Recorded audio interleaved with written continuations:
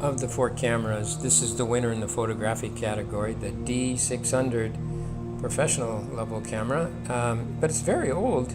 Didn't even try to do videos with it, but there are 3 pictures, very good photos.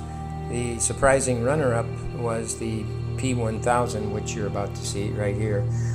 Good depth of field on this photo. I zoomed in a little bit so it's not quite as crisp as it would be, but the P1000 was the runner-up, and the P1000 was also the surprising winner in the video category. But here's the setup. You see the beehives and the SJCAM doing a time-lapse video, and those black dots in the air, of course, are bees. I was surrounded by a swarm of bees. We'll start out with the Samsung S10. It's now going to slowly slow down the video until we get to a super slow motion, and it's really cool. The only problem with the super slow motion is, and you're going to see this in a minute, is it cranks down the resolution to 640 by 360, which really takes you back to the 1990s, and it's still very beautiful, but I would have loved to have seen crisp images of all of the bees that were floating around in the air.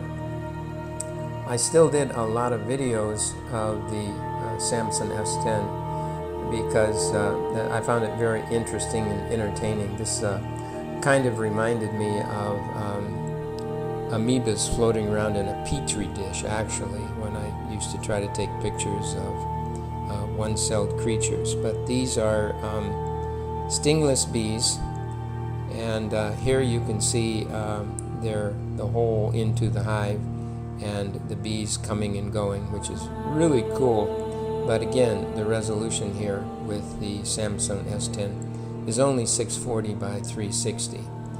And again, I don't know why it's such low resolution. I guess if you're going to be taking several hundred shots per second, you can't be taking 4K shots, although the Samsung S10 will do 4K. The SJCAM S7 also does 4K, and the P1000 does 4K. I didn't even try doing video with the D600 Nikon because it's an older camera with incredible lenses, but an older camera, and it maxes out at 1080p, so I didn't even try. Watch this video here. He's coming in for a landing, and those 2 white spots are actually bags of honey that are attached to the legs of the bee. And what you're seeing is the reflection from the sun. And later on, I'll do a close-up of the bee so you can actually see what it looks like when a bee has maxed out his work for the day and is coming back loaded down with honey. So all of these pictures I think are really cool, but again, you can see how low the resolution is from the Samsung. So that was a bit of a disappointment. I was expecting a little better from the Samsung, but I'll just shut up now and watch the video here for a few seconds. The noise you hear on the roof is my construction for the new observation post.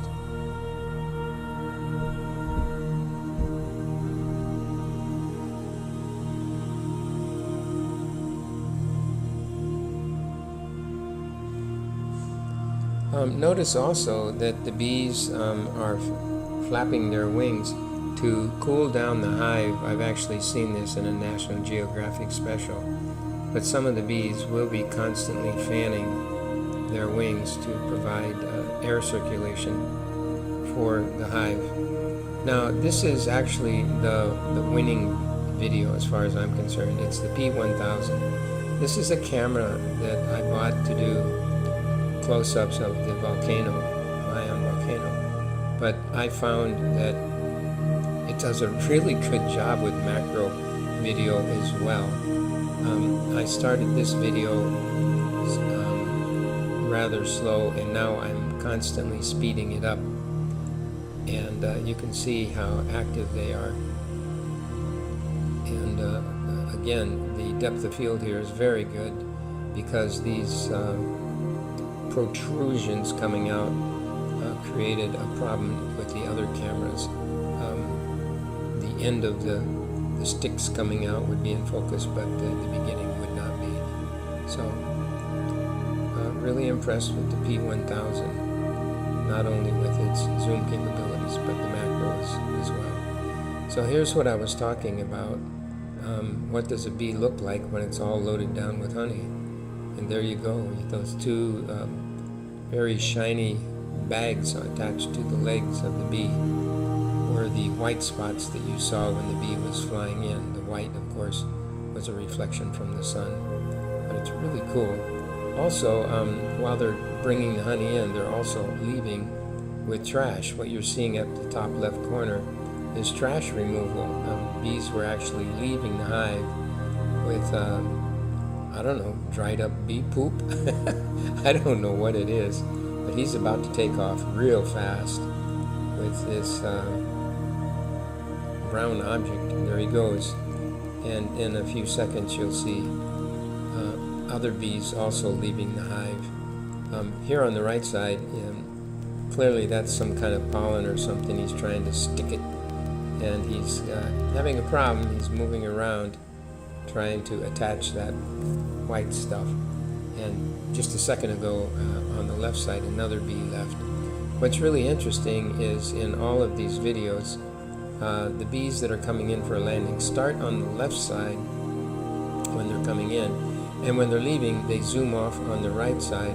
There is clearly a bee highway in the sky, and I was warned about that from another beekeeper a while back when I was trying to shoot photos of a beehive. He said, watch the bees coming and going, and what you do not want to do is get into their aerial highway. And you can clearly see it as they're coming and going, that they definitely have a routine that they follow in the air, just like aircraft. There you could see some more coming in with honey sacs, but clearly the P1000 is a winner. It does the best zoom photography. It does the best macro video as far as I'm concerned. And it's a close second to the D600 with macro photography as well. So that's how I spent my morning, surrounded in a cloud of bees, but they are not American bees. They're really nice Filipino bees. They don't sting. They just bite.